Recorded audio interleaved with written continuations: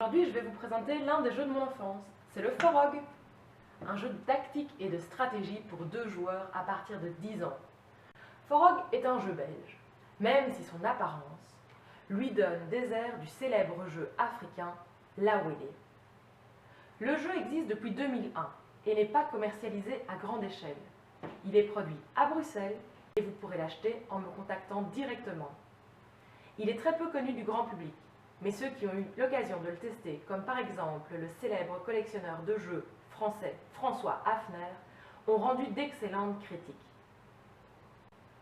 Alors, le but du jeu, quel est-il? C'est tout simplement d'être le premier à placer 3 de ces billes de la même couleur dans le pot central, comme ceci. Et d'abord, voyons un peu la mise en place du jeu. Chaque joueur choisit un des côtés du plateau circulaire. Vous voyez ici la ligne qui délimite chaque camp. Mon camp, le camp de l'adversaire. Il y a donc 3 couleurs par joueur et 3 billes de même couleur à insérer par pot. Je choisis les blanches, les bleues et les rouges. Pour ma part, j'utilise ceci comme un moyen mémotechnique en prenant les couleurs d'un célèbre drapeau. Et au centre, on vient placer la bille centrale, la bille neutre.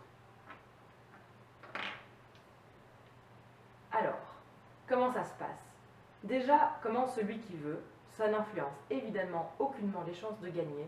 Et ensuite, tout est stratégie et tactique de déplacement des billes. Et pour déplacer les billes, il n'y a qu'une seule manière de faire. Imaginons que c'est moi qui commence. Je choisis un de mes 3 pots, je vide complètement mon pot et je distribue toutes les billes à raison d'une bille par pot dans le sens des aiguilles d'une montre et en commençant directement par le pot qui est à côté de celui que l'on vient de vider et sans sauter de pot.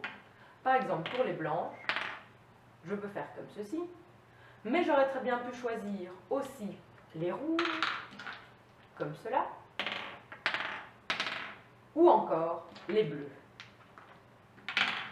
comme ceci. Bref, à tour de rôle, les joueurs vont prendre toutes les billes qui se trouvent dans l'un de leurs pots situés de leur côté du plateau de jeu et les distribuer. Une fois que toutes les billes sont distribuées, c'est donc au tour de l'adversaire de jouer. Et rebelote, il choisit un pot de son côté du plateau, le vide et le distribue sans sauter de pot et à raison d'une seule bille par pot. Et ainsi de suite. Si à mon tour, ce qui est le cas ici, un de mes pots contient au moins 5 billes, peu importe les couleurs, je peux décider de placer l'une de mes billes qui s'y trouve dans le pot central. Attention, je ne suis pas obligée de le faire, j'ai la possibilité de le faire.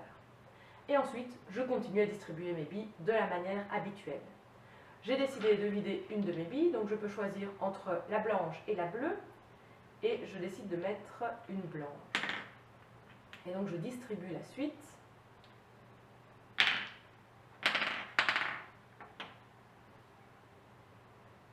Comme je suis le premier à placer une de mes billes dans le pot central, je dois prendre la bille de couleur naturelle et la placer dans le pot que je viens de vider. Cette bille sera ensuite jouée comme toutes les autres, à la différence qu'elle a un super pouvoir d'empêcher de vider dans le pot central les billes qui se trouvent dans son pot. Petit exemple, si au cours de la partie, généralement en fin de partie, il ne nous reste plus qu'une bille dans notre camp, je n'ai pas d'autre choix que de jouer cette bille. Cependant, l'adversaire, à son tour, est obligé de nous rendre au moins une bille. Il ne peut donc pas jouer ceci. Il sera obligé de jouer au moins la redistribution des billes, donc par exemple ceci.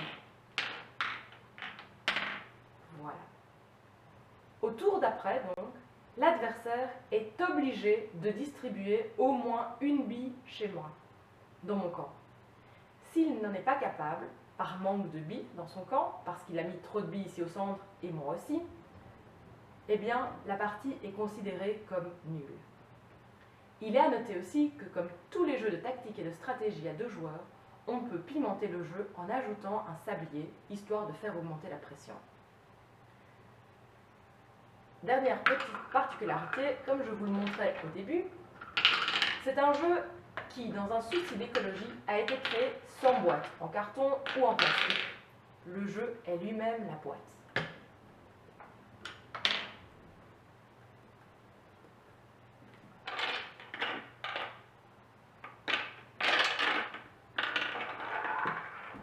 Donc voilà, un grand merci d'avoir visionné cette première vidéo règle qui vous présente le jeu Forog.